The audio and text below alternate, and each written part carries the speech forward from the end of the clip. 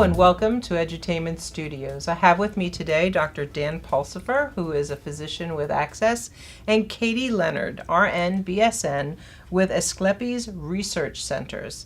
And the topic for discussion today is clinical research trials. Can you tell us what they are? Sure. A clinical research trial is a study that explores whether a medical device, a treatment, or a procedure is safe and effective in humans. And the purpose is to learn more about illnesses, the way they work, and how we can best treat them. Can you tell me a little bit about Asclepius Research Centers themselves? Sure. So we're based out of California. We have several clinics up there. Our newest clinic is here in Florida, and we're working to spread around here.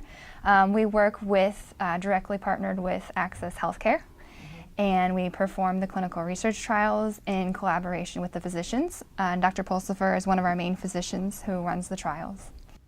How does the Asclepius Research Center Access partnership work in identifying and having patients join in these clinical trials? Well, Linda, we depend upon the providers in Access Healthcare for referrals for patients who have the conditions for which we're studying. Okay, so then I would assume that there's more than one study going on at once. Can you tell me what studies we're currently working on? Yes, Linda. One we have right now is, we're just going to be starting soon, is a clinical trial testing a new drug for moderate to severe active Crohn's disease.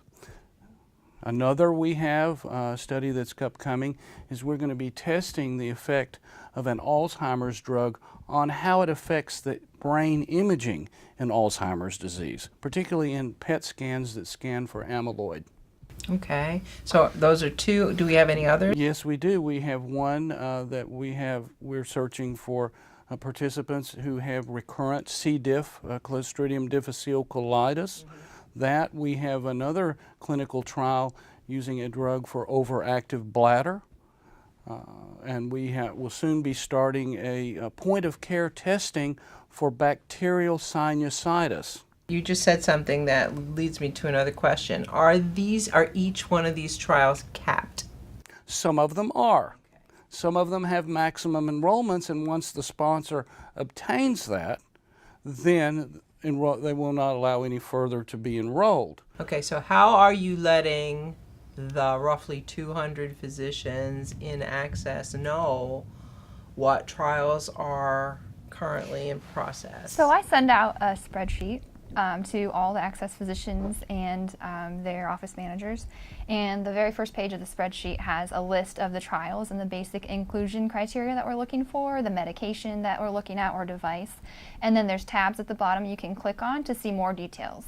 But always the best way is to call us and just ask any questions because we're always open. Now a physician has referred a patient. Now what happens?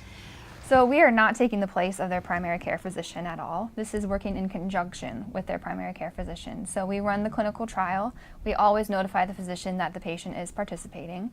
And at the patient's request, we can send any data, any lab work, any imaging, any data from our trial to their primary care physician so that can be used in their healthcare plan. I would think that would be important for the PCP to know what's going on the outside, just like it is for any other consult. What is the conversation that the primary care physician should have with the patient describing the benefits? Excellent question, Linda. And there's two facets to that.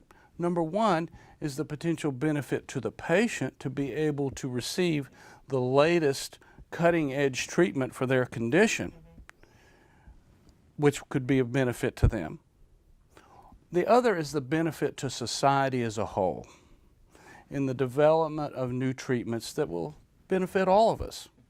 Every drug that those patients are taking in the clinic that is being prescribed to them, whether it be aspirin or Remicade or whatever, at some point had to be developed in a clinical trial in which there were participants who were willing to help out with that.